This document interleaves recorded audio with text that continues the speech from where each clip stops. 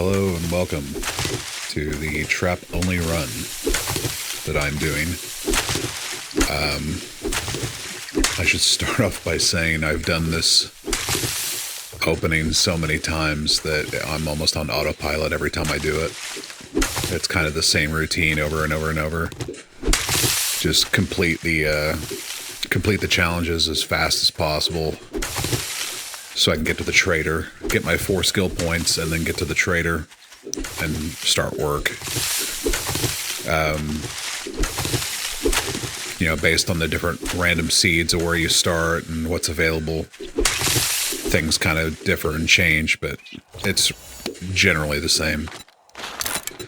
The trap only run was something I kind of thought of about a month ago. When I was doing no death runs, I was like kind of getting bored with it. Instead of upping the difficulty to frustrating levels, I decided to, I guess you could say I always wanted to see, just if it would be possible, or at least how deep you could go in a run with just using traps. The initial idea was to just use wooden and iron traps, spike traps. But I realized later game, I don't think that's a viable option. I really don't. I feel like stronger enemies will just bust right through, and it won't even slow them or impede them in any way, shape, or form. Like the feral zombies, I believe, will just run right through them, the spike trap. So it's like you need something a little bit deadlier for them, and that's why I'm in my little rule set for myself. I also include the SMG and shotgun turrets, electrical turrets, because I thought late stage game, I'm going to need something to combat. Now, as far as going on like missions and doing things like that, late game, it's probably not going to be possible for me to go into like certain biomes, just due to the fact that I'll get run out quickly and easily because I can't stand my ground. And a lot of these enemies, as far as I know, the harder enemies, there's no way to go out in the world with just spike traps and anything you can set up mobile and make it work. And I just can't imagine taking as much as stuff as I would need to set up an electrical trap array just to lure enemies into like a kill field. I mean, it's not unheard of. It's not impossible. It's just, I don't know. That I'll have to see how that goes when I get deep in the game. But right now, I'm just sort of, doing my thing, starting out. The last run I did, I got all the way to day 14. Here I am, completing all the challenges so I can get my 4 skill points. And then go to the trader, go to Wrecked. I got 14, in my last run, I got 14 days deep. I was about ready to start my day 14 Blood Moon when I realized I was uploading clips to YouTube and I inadvertently deleted 2 days of videos, and I was and I've done this before in other runs where it's like I just have to end the run because I'll lose footage or something will glitch out and I'll lose a day, and I don't want to upload an incomplete series, so I just decided to start a new run. I get lucky when I go into this house. Whenever I spawn near this house, I determine my luck based on whether or not there's a cook pot on that table. And a lot of times there is, but sometimes there's not. But I'm lucky when I get a cook pot right off the bat, because that's going to make it way easier for me to stay hydrated. The food situation with this is always difficult because, well, food is hard to come by. I mean, you get it when you go on missions and go raiding, pillaging through houses and stuff, scavenging. You can find food here and there, but not enough to really sustain you. So you have to get to a point where you have to start cooking and farming. The farming's not really an issue, it's just time consuming, but as far as cooking goes, you realize you're limited when you don't have a source of meat. So, but luckily, early in my runs when I try to do this, I realized that you can, in fact, because one of the things I was saying in trap only run is like, it's going to be difficult to, get meat because rabbits and chickens and deer, they'll run from you every chance you get if you try to get close enough and throw a trap in front of them. Or you just, throw up enough traps where by happenstance they just happen to run, they run into one, and then you can harvest the meat. But the problem with that is, oftentimes if you lay out so many traps that they run into one and you're not close to it, you won't know. And then by the time you get around to checking your trap, where your traps are, to see if there's any dead animals, zombies could have stumbled across it and eaten it themselves. So it's not a viable solution by any means. But you can hunt snakes. That's one of the things that I was delighted by, that snakes will actually come at you and will run right into your trap and kill themselves. It's not a whole hell of a lot of meat, but it's a godsend when you actually do need meat. You go out some night, and it caused me, one of the things I realized doing a trap only run is it's changed my play style a lot. I'm a lot more daring and adventurous, to be honest. And I use perks that I've never used before, or start sinking skill points into perks that I've never done before. You saw that I just got a bicycle body there, and normally I'd be ecstatic, like, ooh, bicycle body, but there, by the time I get to a workbench, when I finally am able to assemble it, I'll already have the bike, Rect will, I'll complete enough missions where Rect will just give me the bike anyway, so it's kind of pointless. But the funny thing, I hold on to it because I'm like, well, maybe. But then you'll see later. I'll make a point of it when it comes up in the video, but what was I saying? Oh, yeah, my playstyle changing. I realized that using the animal tracking perk that you can find, because finding snakes at night is kind of difficult. You just kind of have to play it by ear. Unless you have the animal tracker perk, and then it pops up in your, when you're crouching, it'll pop up in your field of vision.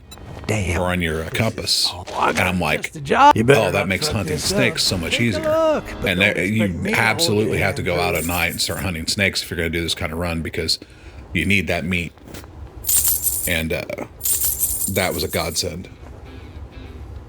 But early on, I still run into situations where I'll end up kind of dehydrated or starving, and then I'll have to resort to eating, like, moldy sham sandwiches or whatever they're called now, and drinking, straight from lakes, and end up with dysentery really bad sometimes. But, you got to do what you got to do, at least until I can get myself set up with enough meat and also learn enough to where I can cook things properly. See, there was a beaker. The thing about the beaker is, like, that's great and all, but I don't even know what I would use the beaker for on a run like this. I guess I'll have to find out later on when I get the, the chemistry set. But at this point, it's like, it is what it is. That's like getting certain things, like getting the forge. I get the forge at the end of day one, or access to the forge. I'm like, great, but I don't need the forge. I don't need the forge for a while. Just like the workbench. There's a lot of situations where I just feel like I don't need these things anymore. And that's because I haven't gone deep in the game in a run like this, but it's going to come in handy, obviously. But I don't feel like I'm pressured get hurt as I used to be to, speed run my way to get the forge and get the workbench, because they've become quite inconsequential in a run like this, to be honest. What I need to focus on, what I do focus on in this run, is getting my stamina up and getting my strength up to where I can, bash away at blocks, do the most damage, not reduce my stamina very much while I'm doing it, and be able to maintain it for long periods and get the most resources I can out of my mining and lumberjack stuff, cutting down trees, mining rock, mining metals and ores and whatever. You know, I need to extract the most I can as fast as I can for as long as I can, because that's what's going to keep me alive in this run. Because what I need a lot of is stone and soil, clay, basically clay, stone, metal, and wood. I need like abundances of those. So, as you can see, I do a lot of running around and resource gathering. I don't really focus on zombies that much because, as you probably already know, I gain no XP at all from killing zombies. So it's almost a waste of material to even stop and focus on them. The traps can come in handy later on. They're much more. You have to think of things in a sense of efficiency. Sometimes I will just throw down the trap like this because I get a challenge. I complete a challenge for doing it. But sometimes these zombies will just start to build up. Like this run in particular, zombies just started building up around my base, and I'm like, I got to start dispensing them, or they're just going to hang around. So I do that from time to time. And here's the thing you'll see the most in my runs. Here I'm doing the thing where I'm assigning my skill points. I go straight for from the shadows is essential. It's absolutely essential. It may not seem like it, but when you're hunting at night, that little extra bit helps tremendously to keep you off of the zombies' radar. And here I'm trying to decide what to put the 4th point in. I think I probably put it in, animal tracker. Which is weird because that's a little early. Usually I put it in cardio so I can sprint for longer.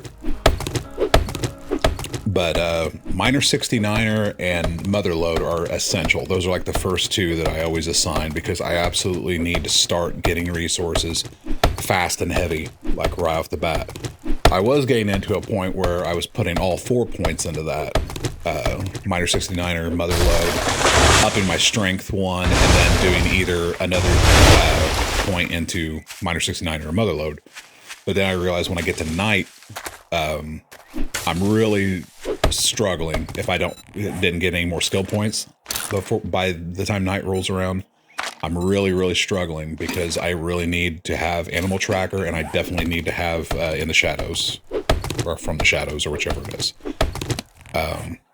Those two are essential before you get to the first night, because otherwise you're just not hunting's going to be pointless, and that's when you're going to really start suffering from not having enough food. And if you don't put your points into stealth, then anytime you go out, you're going to be chased around the map constantly, and you're never going to get any work done. So that's why I choose those particular perks to start out with. Yeah, I want to get as close to wrecked as possible, but not be too close where I can't put down my land block or my, land claim block. So I use that to judge my distance, and I try to get as close as I possibly can. My initial base is essentially just completing challenges at this point. It's like just so I can offload my gear because right now I'm like encumbered considerably. So I have to get rid of that stuff. But I don't care that it's out in the open. I mean, I'm eventually going to enclose it and make a base out of it. But right now, it's just got to be something simple so I can get back to the task of completing missions, because that's what it all amounts to early game, is getting as much experience as points as possible, finding as many books and magazines as possible so I can increase my knowledge and try to get it all as fast as possible so I can really start working my way toward having electrical traps and whatever well before day 14. Now, what I just did, I've been playing this game for years, and this is like, I learned this on the last run that you can do that. I was like, wow, I wish I would have just stopped and thought about that for a while and utilized that more, because it makes it so much easier to inventory manage. If you just want to dump your stuff but not get rid of the essential stuff that you have to keep with you all the time, like it's just dumb stuff like that, you know. But I didn't do it. All these years, I've never done it until like this last run. Speaking of which, I've been playing 7 Days to Die for a long time. I actually bought the game initially on Xbox One back in 2017, I think, or 2016, something like that. No, it was 2014, 15, something like that. Whenever it was released on the, it might have been 2016 when it was released on the Xbox One. And I played that on that for a while, and I was like, this game is pretty good. But then I got a PC and I started playing games on Steam, so I went ahead and bought 7 Days to Die, because I saw it on Steam. That was 2017 that I bought 7 Days to Die. And I realized right off the bat that there was something odd about it, like it was different.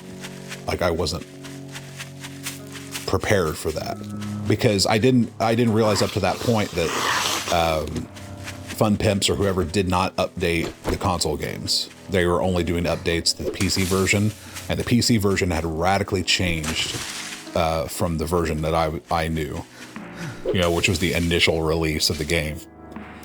And so many things had changed when I jumped over to Steam. I was like, wow.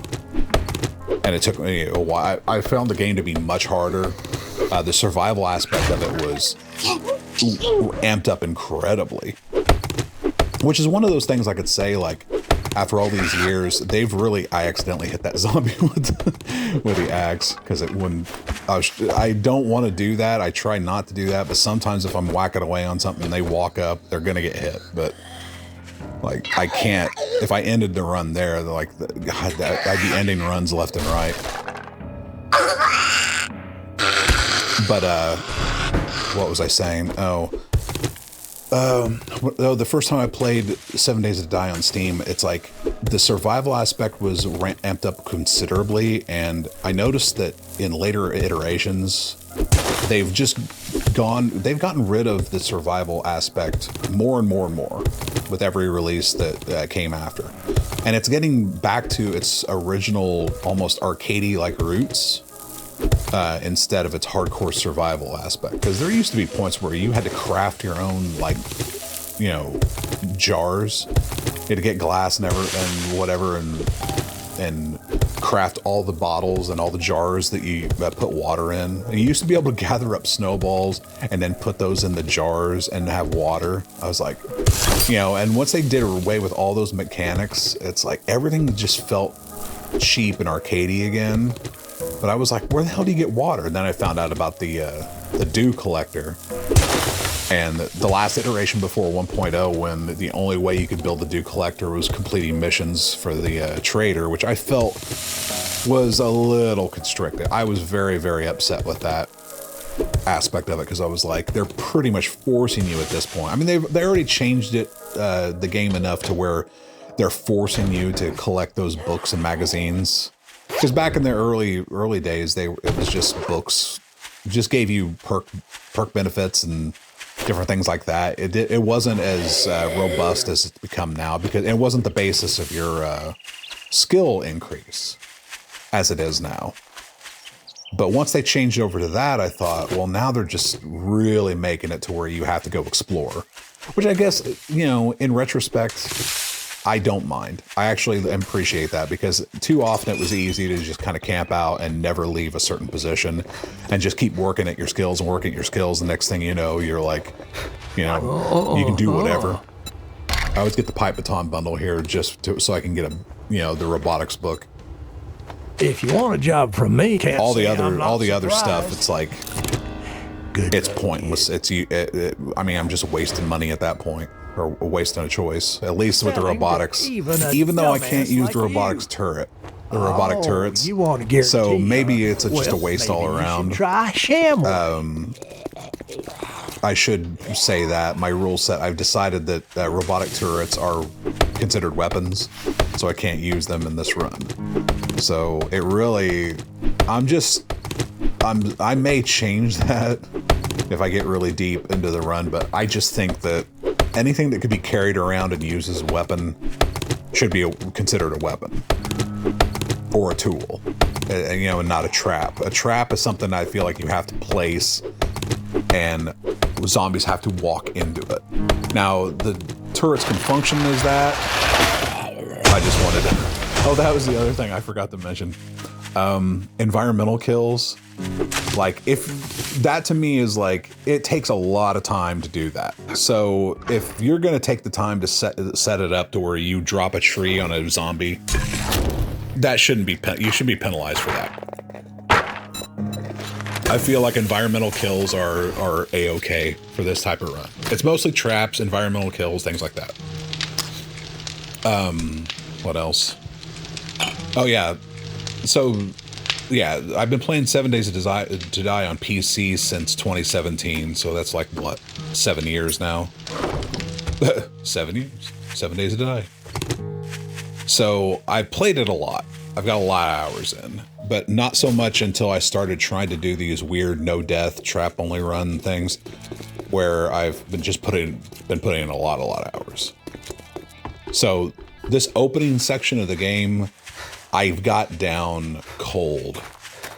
Like the mushroom mine, which here's another one. This is going to be one of those things where I can tell you right off the bat, it's a complete game changer in how I do this. And I never would have done this had I not started doing these runs. What do I put it in cardio? Yep. I'm feeling the burn. I can tell when I'm running and I'm getting like winded really quick. And I'm getting my challenge.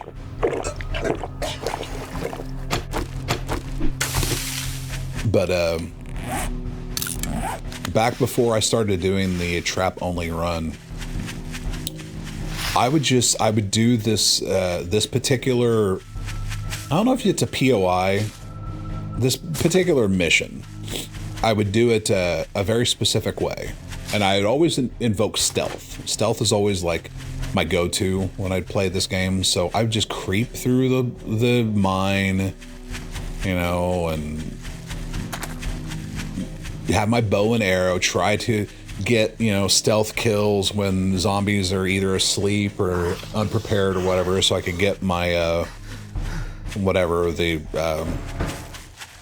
damage increase, the damage bonus for critical kill and whatever. And it's like, that's all well and good, but all that stuff goes out the window when you're doing a run like this, because you don't get critical kills, you don't get any boost or bonuses or benefits. You're basically, you get the spike trap and that's all you have to go on. So you have to figure out a way to do it. So here's the way I do it now. And I also double up on my, I double up on resources because I'll go through it. Oh no, oh, I already did it. Usually I'll double up, but this time I'm just gonna start the mission and go. But you can see what I'm doing. I'm literally just running the entire mission. I'm triggering all of the zombie triggers to get them all lit up and started, and then boom, now I'm safe. I put that up as a precaution, and now I just go to work on the bounty. But I still have to clear out all the zombies, but they're all looking for me now. They're all, you know, ready to go, and they're all trying to find me. So all I got to do is get out and start setting up traps. You know, spike traps, and then they'll just walk themselves right into them. I mean, it's amazing how simple it is and how well it works. You know, it just, like, that's the only access point the zombies have to me, is that little staircase right there. So I put a trap, and I could sit there and, you know, go mushroom hunting for a little bit, and they'll just keep running into the trap. Now, eventually I have to put up more traps, or I have to repair that trap, which I realized during the last run, it's actually better to just put up a new trap. It takes less resources. If you try to sit there and repair a trap, you'll end up spending more wood than you would just putting up a whole new trap. But sometimes it's just easier to repair it But it's a weird system to me because it's like all you really are doing is playing into this idea that you're just kind of, I mean, these slower moving zombies, you kind of lock them in place. You know, you slowed their movement, and you haven't really locked them in place, but you've slowed their movement to the point where you kind of got them jammed up in this trap, and they're taking damage, you know, while they're in it. Not the entire time, periodically. They'll take damage. So all you got to do is really just kind of walk around the trap and repair it and keep them in that trap zone, and they'll eventually die. But now, like I said, later zombies that are faster, that poses a problem because they'll run right through it, just like dogs. The dogs will run right through the traps. You have to try to outsmart them or do it from a weird sort of like, I don't know. I have to kind of always have construction blocks or whatever in my inventory ready to go, because if I come across the dog, I almost have to like build myself up into the air a little bit to keep him out of, you know, myself out of harm's reach, and then just start throwing traps down and hoping the dog will run into it. It's worked up to this point, although it hasn't been insanely successful. I've taken a lot of damage trying to mastermind that or make it work. I've got the vultures down pat. All I got to do for vultures is 3 block high, and then put a trap at the very top one, and then stand underneath it. And those vultures will constantly dive bomb the trap and die on one hit. So it's like, that's the way to go. When you're in a vulture heavy scenario, or you accidentally like stir up a vulture, just bust out your blocks 3 high, then switch to trap, put trap on the side of the highest one, stand underneath it. You'll see me do it later. I don't know if I do it day 1, but you'll definitely see me in this run do it multiple times. I'm just trying to get as many of those as I can. That's an outside zombie. Or is it? No, that's an actual one. A few outside zombies come in. That might be an outside zombie. But eventually I have to go down in the hole and get the stragglers. This took a lot longer than I wanted it to, because 2 of them fell down in that hole. Usually when I throw up the trap, after I jump in the cage, they'll get hung up on that and die. They don't actually fall in the hole, but in this case, 2 of them went down the hole, so I had to go down in after them.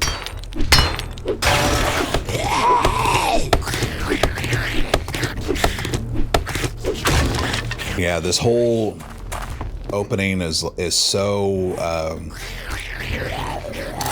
I've done it so many times now. So many times. It's weird because I used to watch people speedrun games, and I'm like, man, how can they do it? How can they just, you know, over and over and over keep playing the same, you know, levels and the same things over and over? It's like I started to realize with all of my playthroughs of the opening of 7 Days to Die, it's almost, I don't want to say it's comforting, but it's like I know it so well that it's like I don't even have to really think. It's almost like a breather, if you will, as opposed to going deep into the, like, several days deep into a run. Day 1, day 2, day 3, all that. It's almost like a no pressure show kind of deal. You know, it's like I've done it a lot. I know what I'm doing. And it's just going through the motions. So in a lot of ways, it's not really that big of a deal.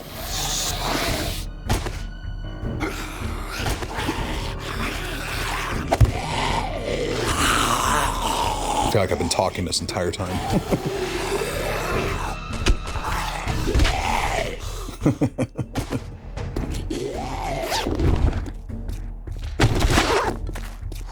To me, I guess I look at it like this.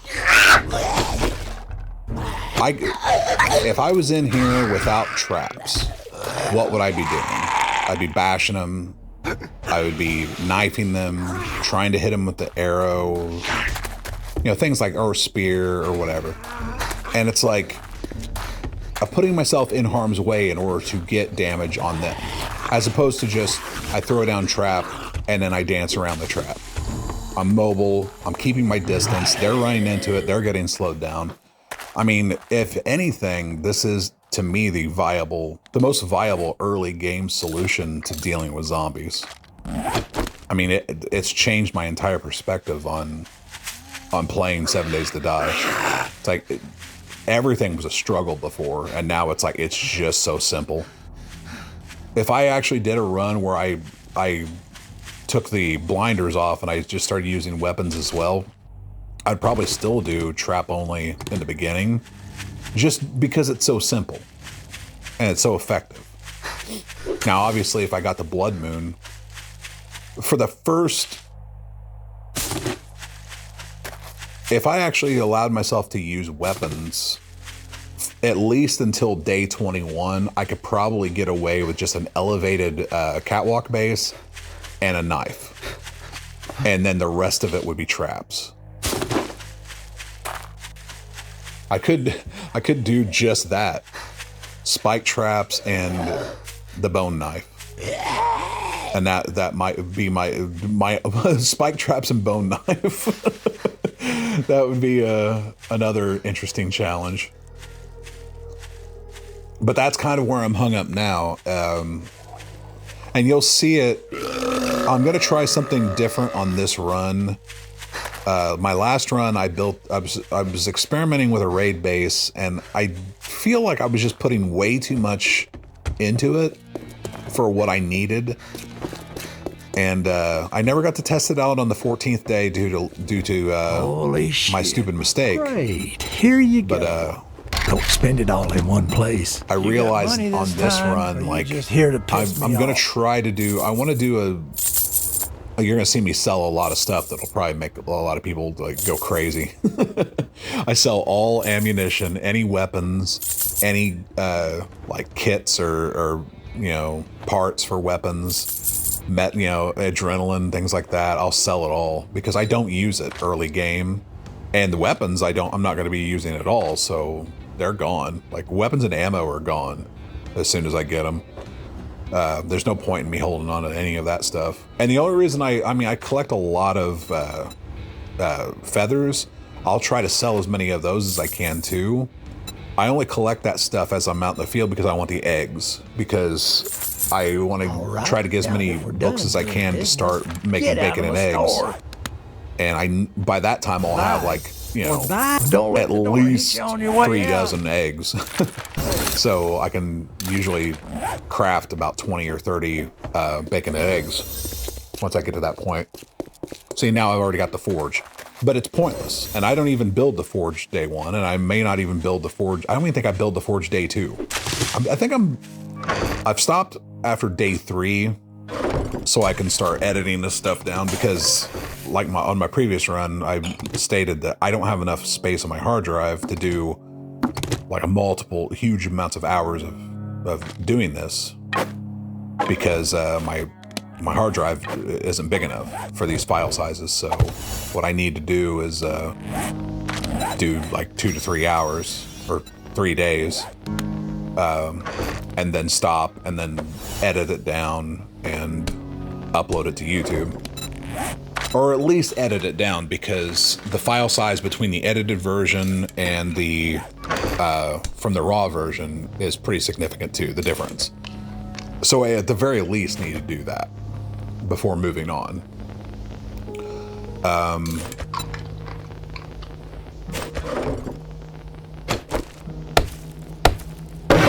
I forgot what I was even talking about. I think I was talking about how I don't use the forge. Oh yeah, because I was talking about multiple days, and how I ended day 3 and I still haven't built the forge. I'm building my base because I want to put the forge subterranean, because I'm trying to keep zombies from knowing. I know there's the heat zone thing, so it really doesn't matter. Oh, this was an interesting surprise. I realized I forgot to take the mission when I was there. So I went back to do it, and then he offered me more books. I don't know why, but just out of the blue, he's like, "Here, have some more books." I'm like, okay, cool. I just wanted Come to think of it, well, wanted the mission. good luck. By the looks of it, you're gonna need it.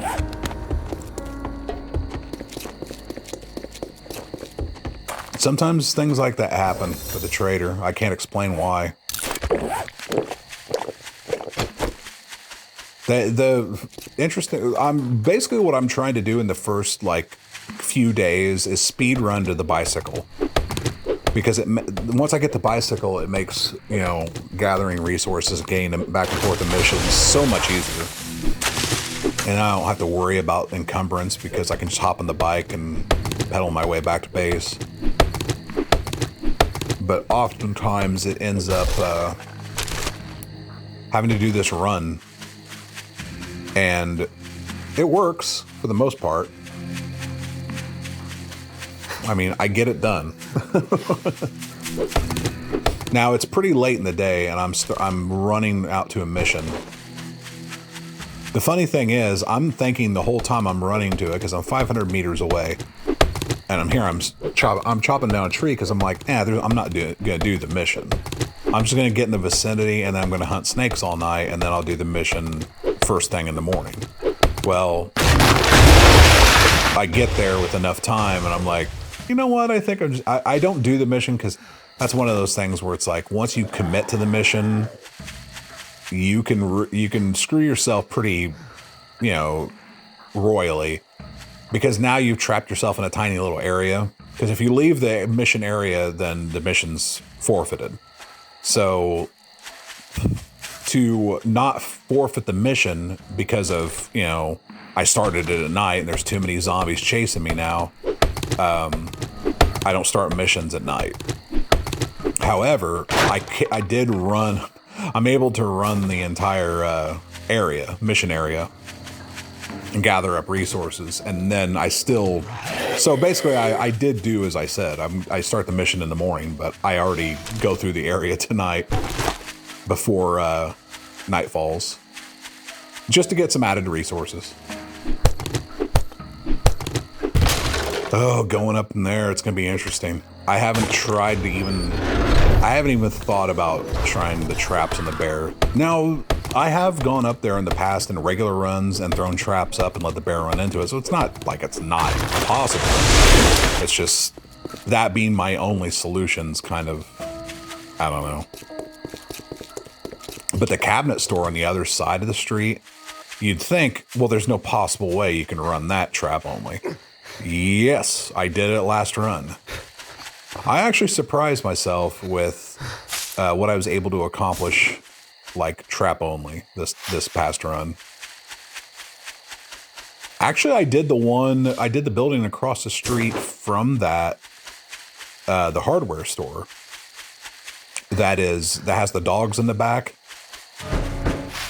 in the loading area. I thought for sure that's the one where you have to go through between two different buildings. It's got that little fenced-in alley area between the two buildings. I thought for sure I was going to die on that, but nope.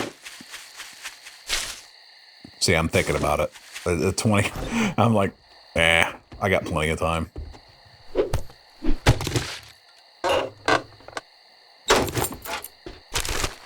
It's funny how sometimes zombies just don't get triggered. Like that zombie down there just doesn't even know I'm there, and I'm standing and I'm chopping things and whatever, and don't trigger it at all. But if I go through here and walk the hallway, she'll pop right up.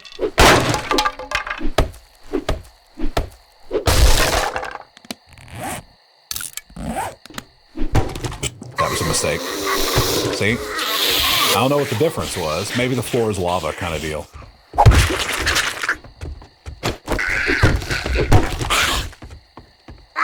I've gotten so used to that, you know? I've gotten so used to just setting up a trap and then going about my business because I know they're hung up in the trap for a little bit.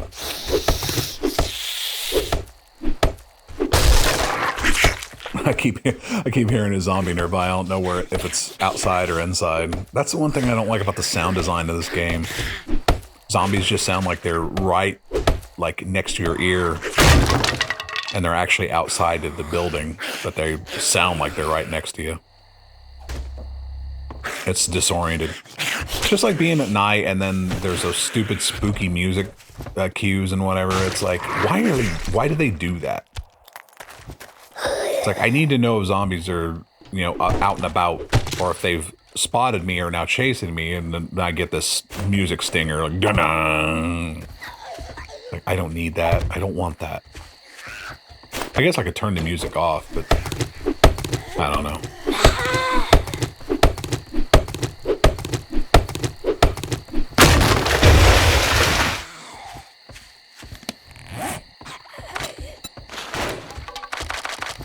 See, the fat lady in the spikes, she's pretty good at making her way through them when she's not enraged. Her at night, yeah, forget it. Those traps might as well be useless. She will plow right through them. And that's one of the, like, in one of my previous runs, before I did the last run that I taped, I had an issue with... I didn't realize that if you go into a different biome, you actually trigger all the enemies, all the zombies from that biome will start appearing out in the world, no matter what biome you're in. So I got really freaked out one run where I'm building up my raid base, and then one of those screamer zombies approaches me, or approaches my base, and a horde of those military zombies appear, and they just start wrecking my base. I'm like, what's going on? This is insane. It's like, this makes no sense. Like, they're not in this biome, and it was I think it was before day 14. I think it was like day 13 or day 12, and they were appearing in next to Rect's Trader Rect. I'm like, this is bizarre, but it's because I had managed to, on one of my missions, go all the way into the wasteland and then come back. So just by doing that, I opened up the possibility for those zombies to start appearing. I was like, once I realized that that's the game mechanics, that if you just avoid those biomes, you don't have to worry about them. Because I was also dealing with those like feral wolves or werewolves or whatever they are on my blood moons, early blood moons. I'm like, man, they're just gonna, and they did. They completely annihilated my traps and got right to me. So it was like, I got to figure out something for them. But I realized, just don't go into the snow biome. It seems to be the thing that triggers those, is going into the snow biome. So my goal, at least for the first 3 blood moons, until I can get electrified traps, I'm going to avoid the snow, desert, and wasteland biomes. I don't really have a choice as far as like the burnt forest, because it's so close to where I start that some missions will take me right into it. I can't predict where the buried treasure or whatever missions are going to pop up, and oftentimes they will put me in the burnt forest, so I can't avoid that. Or I don't know how long I could go with avoiding the vultures. I know they're on some missions that I get thrown on, but I don't know, they don't bother me as much. But then I think it starts to, whatever little things you do, if you can end up spawning in the dogs and spawning in the buzzards or the vultures. And I don't mind the vultures anymore. But yeah, those spitters and the military ones are kind of working me over. The jumping ones, I can't remember what the name of those are, but they used to grief me too. But now I've gotten so used to them that they don't even faze me. They're actually preferable. Even at night, they're not as scary as you might think.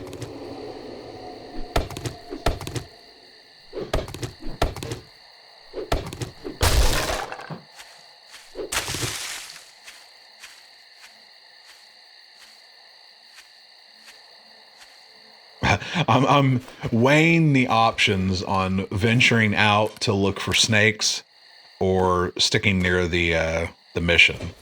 But I don't want to spend like 3 or 4 hours just hanging out by that shack. I'm like, okay, I'm just going to go look for snakes. Because I need the meat. I mean, I'm already consuming a massive amount of food. All that food will be gone by the end of day 2. Not even by the end of day 2. I think by the beginning of day 2.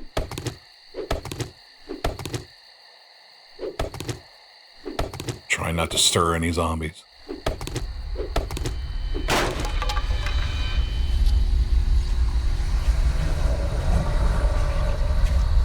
See, I'm still trying to hang around, and it's just not going to happen. I gotta venture out. Then you start seeing snakes all over.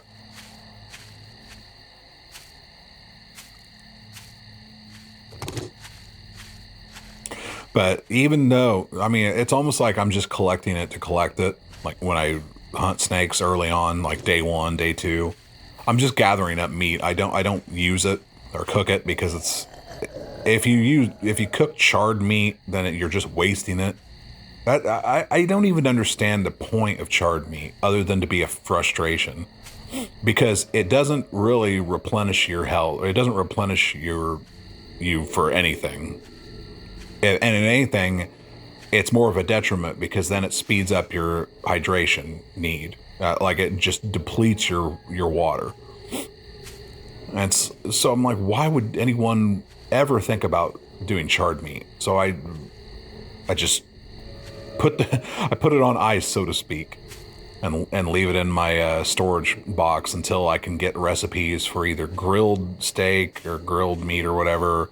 Or I've never done boiled because that to me is like, what a waste, you know, having to sacrifice water, which is already hard enough to get in this game, like to do meat. Like, forget that. It's easier for me to just hold out, gather up all that stuff, and wait till I get the recipe for grilled meat, and then do it. And then I'm not even really a big fan of grilled meat either. I'd like to basically hold on to it for as long as I can to do steak and eggs. And then it's a bountiful harvest because I have so much, so many eggs and so much meat built up by that point that it's like I can usually make a ton of it. But getting to that point, I guess it all is based on how lucky I am, basically. How many missions I'm doing, how lucky I am in the draw of getting, the books I need. The whole idea, at least in my mind, to make this successful is to not get bogged down, or to try to prevent yourself from getting bogged down as much as possible, because getting bogged down is a death sentence in a run like this. You got to be nimble and be able to relocate quick, and never more so does that become a serious thing until you're crawling around at night trying to hunt snakes, and then you end up alerting a zombie or two, and you have to quickly relocate. And that perk for stealth helps tremendously to allow me to get close enough to zombies and not alert them. But it also helps in the sense that when I have to run away from a zombie, they don't chase me as long, which really gives me the opportunity to flee. Sometimes I will have to throw down spikes just to slow them down and then make my getaway, but eventually you will outrun them, and you will, they will stop looking for you.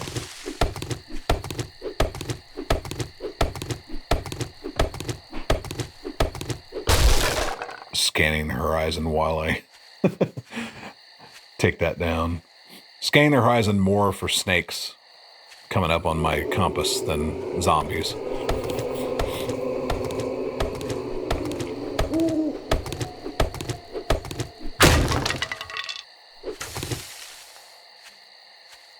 There's a zombie.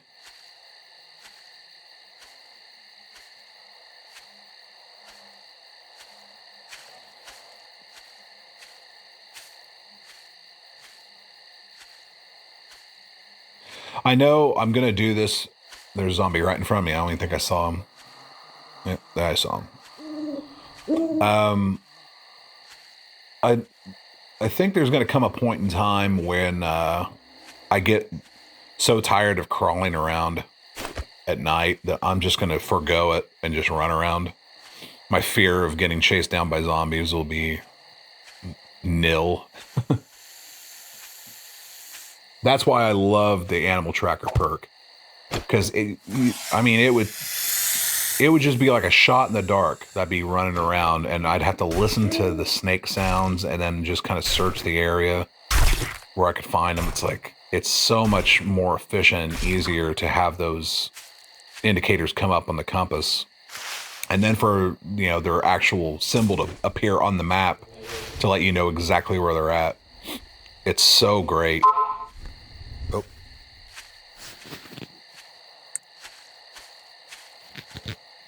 I mean, this run would almost be impossible without animal tracker perk. To have to rely on vegetables alone, my God. I couldn't imagine the horror.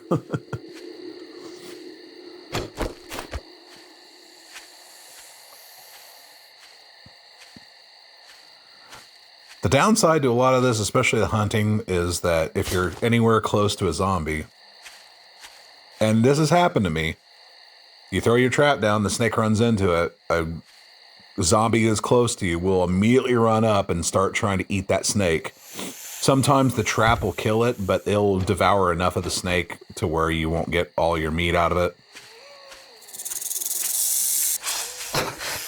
There, I stupidly run into my own trap.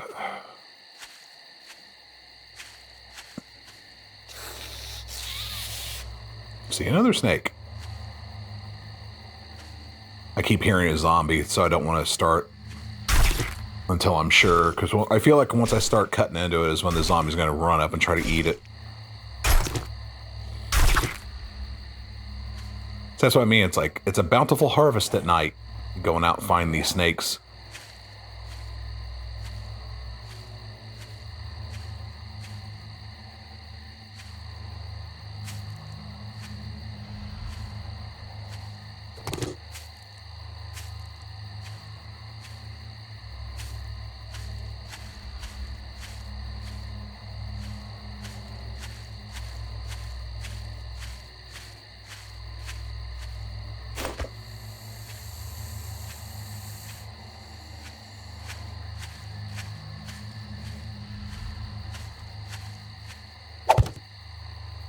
Then he starts going away.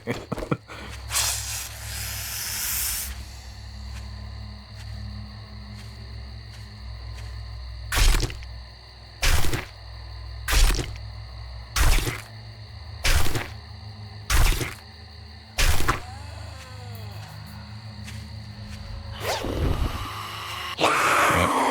Here's where it is. Now, do I try to... I think because I'm going uphill, I try to slow it. Yep.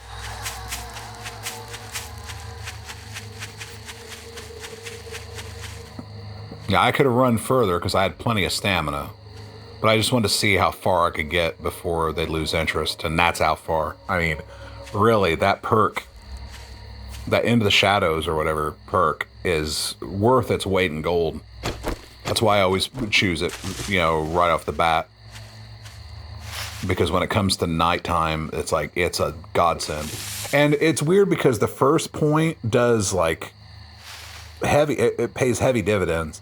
But the points after that you put in, I don't think get a good enough return on investment.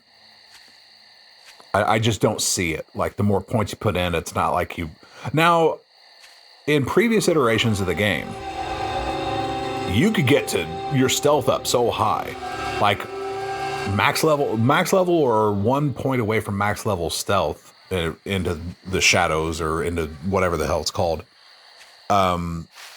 I could stand right next to zombies and they wouldn't know I was there, even if they were actively looking for me.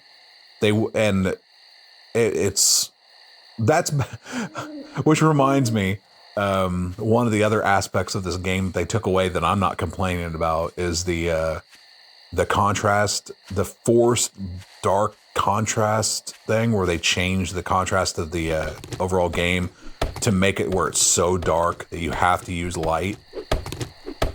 That got so annoying in the previous iterations of the game, but it did make things like night vision pretty remarkable when you finally got your hands on it. It was like, awesome. Now I don't have to worry about that stupid night shit anymore. But and night vision's still in this game, but now it serves no purpose because it never gets dark enough to ever utilize it properly. I feel like it's like, now it's just a wasted thing. I mean, it was essential back in the old game where they just played with the contrast so bad. But in that iteration of the game, you could literally get in some of those POIs where it was like kind of got super dark. Those zombies, you could literally stand right next to them and they wouldn't know you were there if you were crouched. That was the power of Into the Shadows back then. Now it's just like you get your initial perk and then beyond that, it's just like, why put more points into it? You're just not getting your money's worth at that point. At least I don't feel like you do. I'm back at the starting house. I think I realized that right when I was playing it too. It's like, oh man, I've just come full circle. So that was what... that's what triggers me to make my return to the mission house. Also, the fact that I've only got an hour left before sunrise, so might as well get back there. 500 meters, practically crawling on my belly. Sure, no problem. Every time I get like a silent hunter or silent shadow, whatever perk book, I always feel like I want to. I read them so quick that I don't actually see what I'm getting, but I always hope it's the one where I can crouch without, like, crouch sprinting doesn't drain stamina. One of the greatest books ever in this game. There's 2 books in that category that, you know, are worth their weight in gold. That's one of them. And the other one is no encumbrance at night. I'm like, man, it works out so well. You know, it's like, there's no possible way I don't trigger the zombie after that.